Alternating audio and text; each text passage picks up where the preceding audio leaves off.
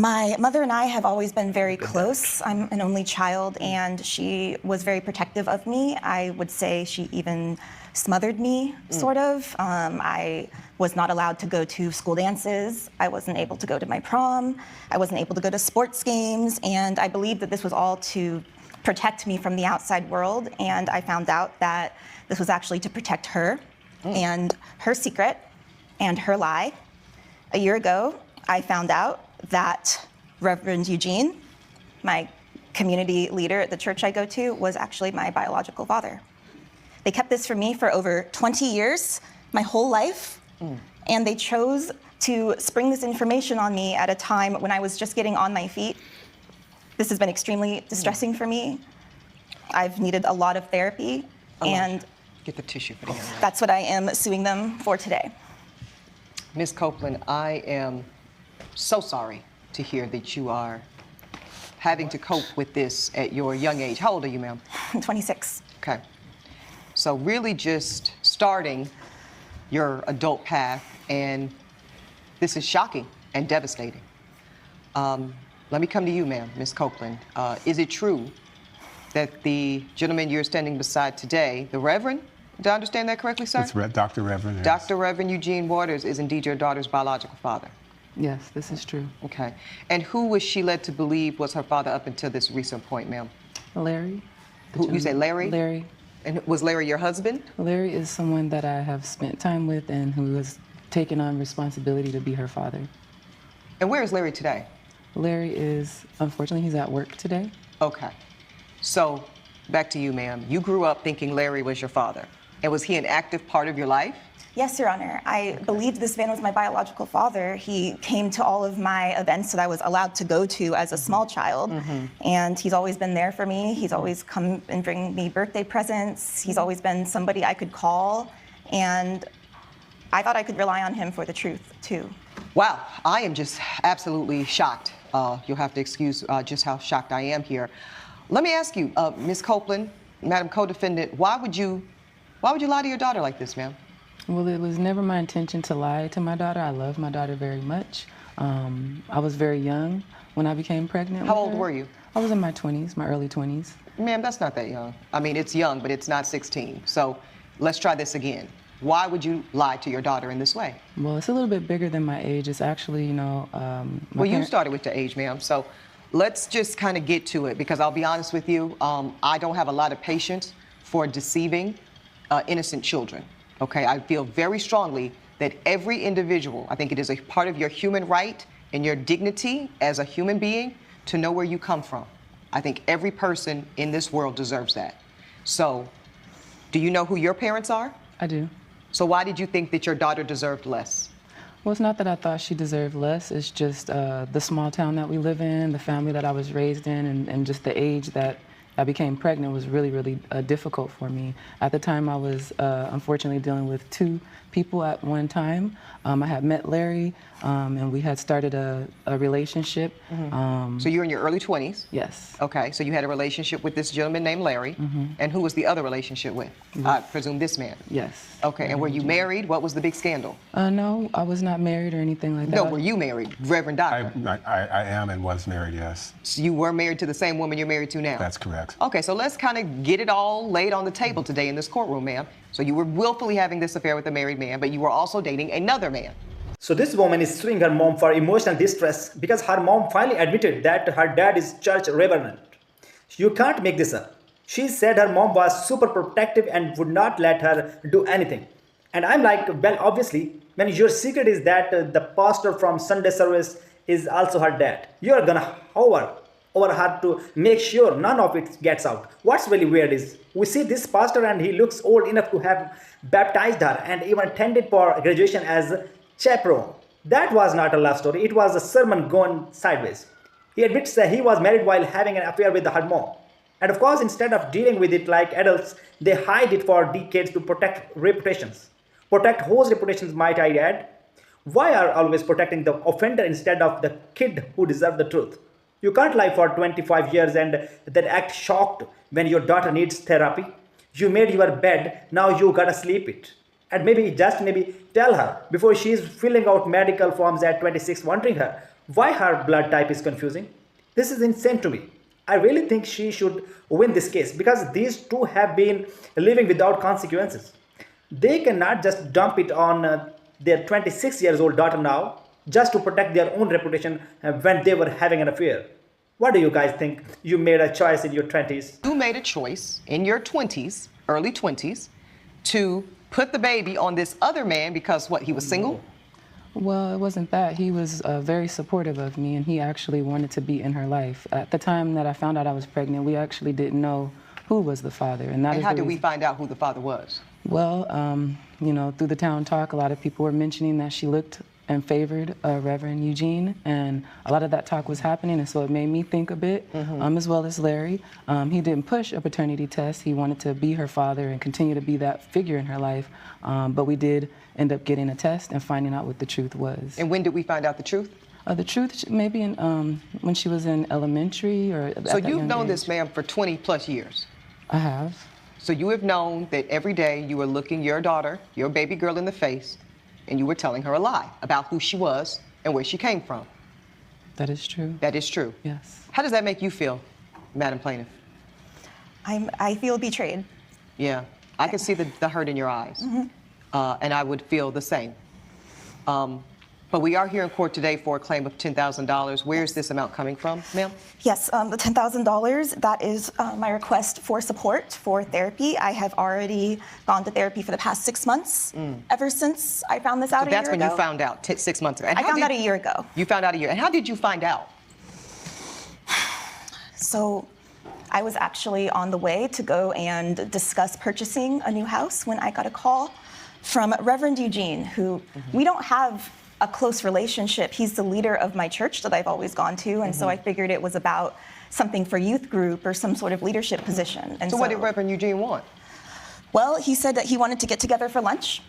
So I drove back home and met him at this little diner, and I was open. I said, "What is it that you need?" And he was being evasive. He was being cagey. He was saying, "Well, let's And this just was just wait a the two of minute." you? It was just the two of us until my mother walked in the door.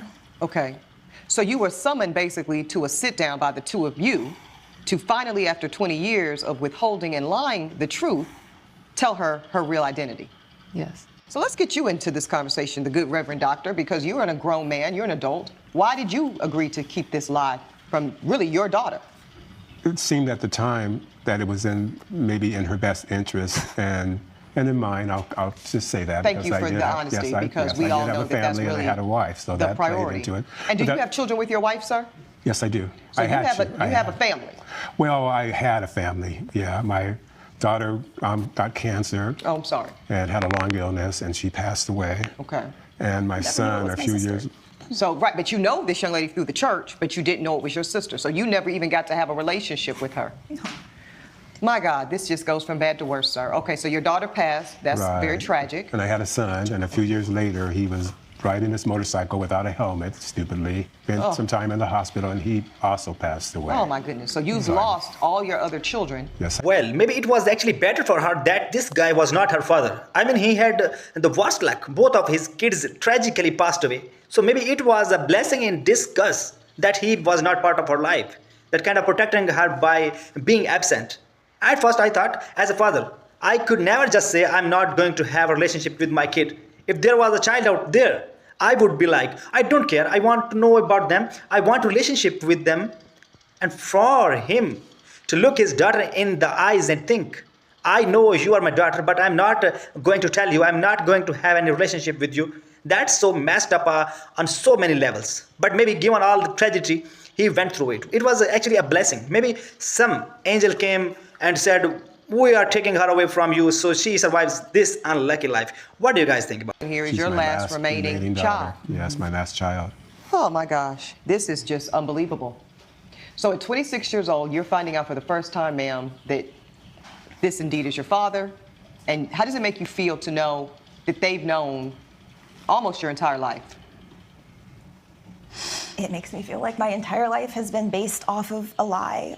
My mother always raised me to be honest and to tell the truth. That was something she instilled in me. Sure.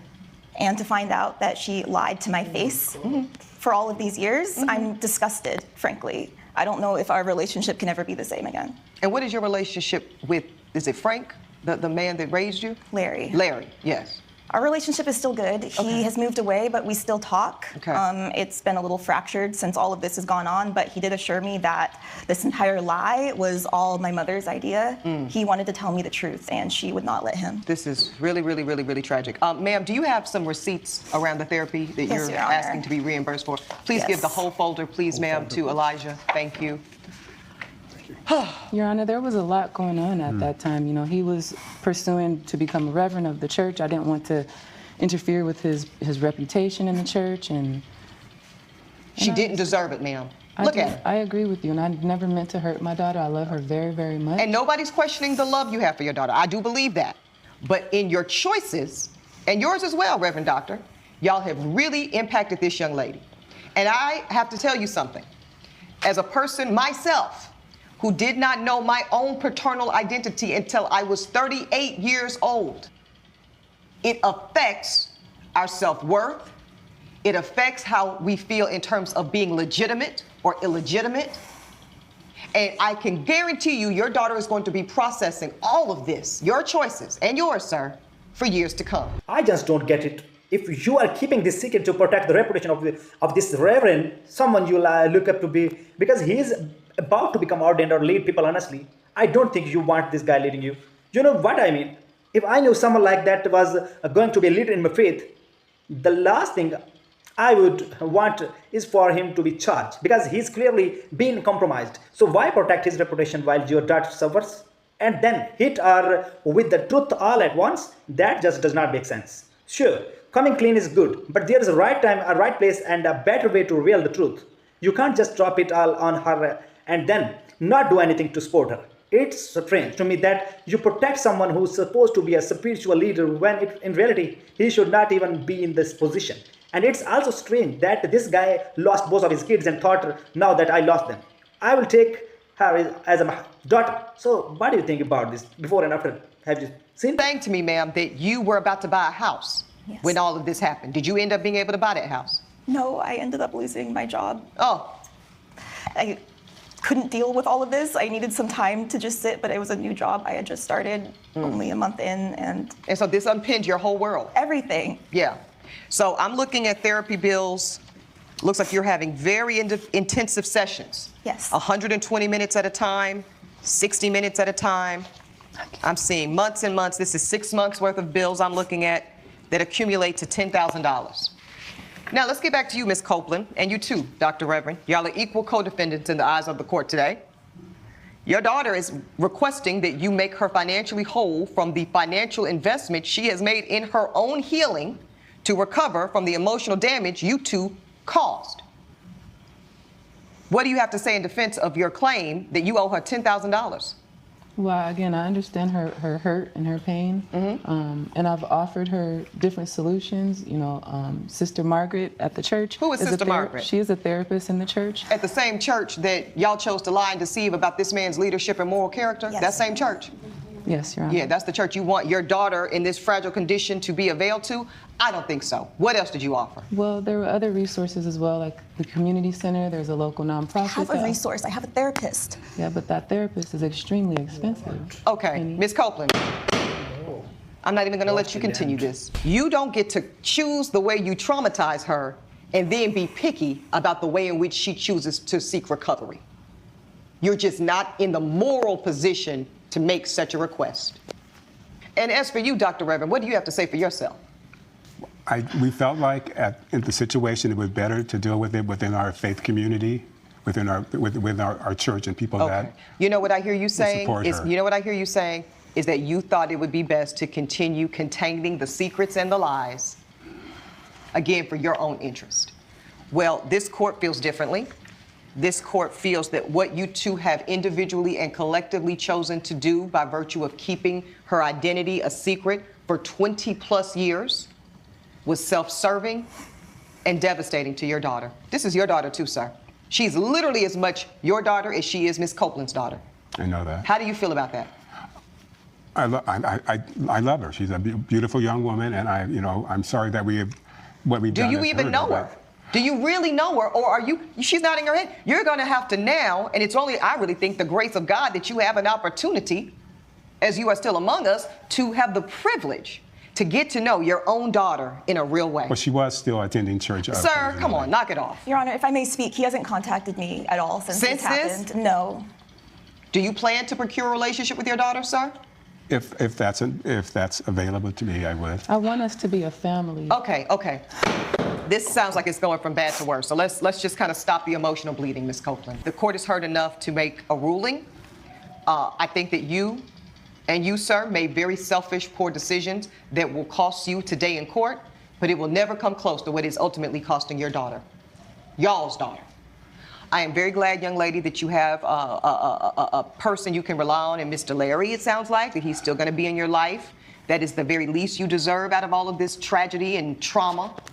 And the court applauds you, young lady, in doing what you need to do for you, for doing the work to heal and slowly process all that you need to put yourself back in a good position emotionally and spiritually, and sounds like financially. Yes, thank you, Your Honor. So you have made a sound investment, in the court's opinion, to a therapist of your choosing that you find safe and credible, which is the priority, Ms. Copeland and Dr. Reverend, not your comforts. Therefore, the court rules in complete favor of the plaintiff for the full demand of $10,000 to help support your work as you recover from very severe emotional distress caused at the hands of you two. That is the court's ruling. All rise. Judge Ebony has ruled in favor of the plaintiff. The co-defendants are ordered to pay $10,000. I do love you guys. I think with just a bit more healing, I can have that relationship with you, but I just need to get better from this. I just hope you understand. I want us to be a family, honey. I need to talk to you. You haven't been speaking to me lately. I would love for us to try to resolve this. Okay, you've had your day in court. Please follow me. In this case, and I definitely agree, I don't think that they should get away with what they did to her. And $10,000 is a lot of money, and so I'm definitely glad that she is gonna get the money and win this case against the betrayal that was committed against her.